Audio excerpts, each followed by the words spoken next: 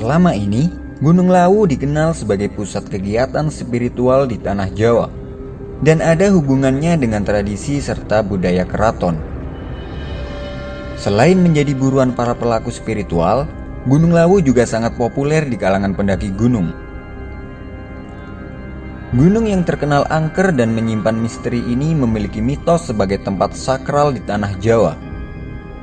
Hal itu tak lain karena adanya beberapa peninggalan sejarah yang masih nampak di sekitar lerengnya, termasuk tempat moksa Prabu Brawijaya V. Prabu Brawijaya sangat lekat kaitannya dengan Gunung Lawu dan hal itu membuat kisah Gunung Lawu sangat menarik untuk ditelusuri.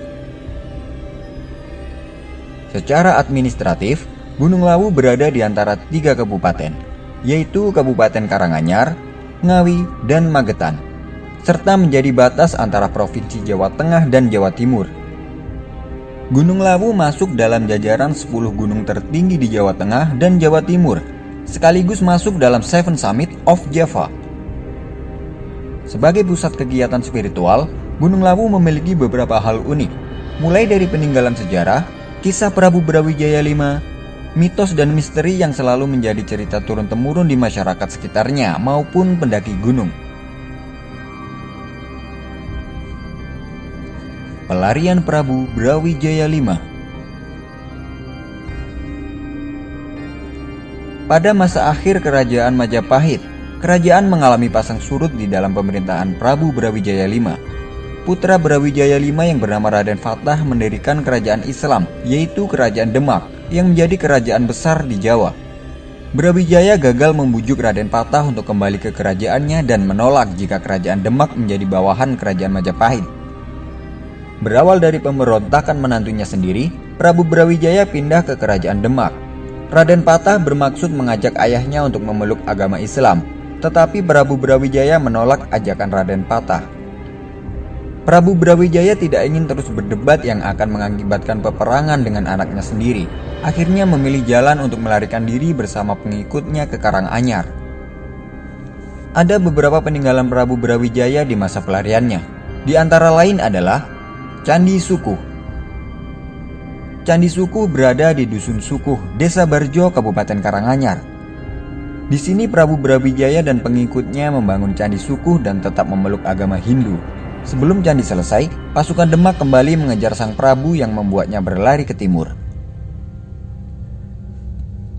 Candi Ceto berada di Dusun Ceto, Desa Gumeng, Kecamatan Jenawi, Kabupaten Karanganyar. Di sini Prabu Brawijaya membangun Candi Ceto. Di sini dia dikejar pasukan dari Cepu di bawah pimpinan Adipati Cepu yang menaruh dendam lama. Prabu lari ke arah Gunung Lawu. Bulak Peperangan berada di lereng Gunung Lawu. Di lokasi ini konon terjadi pertempuran antara pengikut Prabu Brawijaya dan pasukan yang mengejarnya. Geram dikejar pasukan Cepu. Dalam persembunyiannya di puncak Gunung Lawu, Prabu Brawijaya mengeluarkan sumpah kepada Adipati Cepu yang berbunyi, "Sawijining ana anggone wong Cepu utawi turunane Adipati Cepu pinarak sajroning Gunung Lawu, bakal kenging nasib cilaka lan agawe bisa lunga ing Gunung Lawu." Yang artinya, jika ada orang-orang dari daerah Cepu atau keturunan langsung Adipati Cepu naik ke Gunung Lawu, maka nasibnya akan celaka atau mati di Gunung Lawu.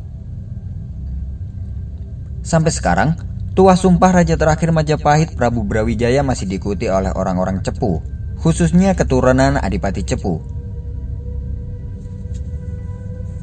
Gunung Lawu dan Brawijaya V. Dalam pertapaannya di puncak Gunung Lawu, Prabu Brawijaya ditemani oleh abdi dalam setianya, Sabdo Palon dan Noyo Genggong. Di sekitar puncak Gunung Lawu, ada beberapa tempat yang pernah digunakan oleh Prabu Brawijaya, yaitu Sendang Derajat. Mata air ini dulunya adalah tempat pemandian Prabu Brawijaya V. Air ini dipercaya memiliki khasiat menyembuhkan berbagai macam penyakit. Sendang Panguripan.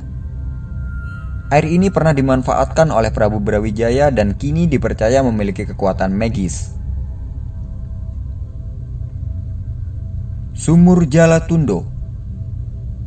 Sumur Jalatundo merupakan gua vertikal sedalam 5 meter yang dipercaya sebagai tempat Prabu Brawijaya V menerima wangsit selama di Gunung Lawu. Raden Patah yang belum kehabisan akal mengutus penasihat keraton Demak yaitu Sunan Kalijaga untuk memberikan pencerahan mengenai agama Islam kepada ayahnya. Sunan Kalijaga pergi ke tempat pesanggerahan Prabu Brawijaya di Gunung Lawu. Sunan Kalijaga berhasil memberikan pencerahan kepada sang Prabu yang akhirnya bersedia masuk Islam. Masuknya Islam Prabu Brawijaya menyebabkan kemurkaan Sabda Palon dan Naya Genggong. Keduanya yang tidak bisa berbuat banyak di hadapan Sunan Kalijaga akhirnya pergi meninggalkan Prabu Brawijaya dan bersumpah akan kembali ke tanah Jawa 500 tahun lagi. Prabu Brawijaya pun menjalani tapa brata hingga akhirnya moksa di salah satu puncak Gunung Lawu, yaitu Puncak Hargodalem. Sedangkan Puncak Hargodumiling dipercaya menjadi tempat moksa Sabda Palon.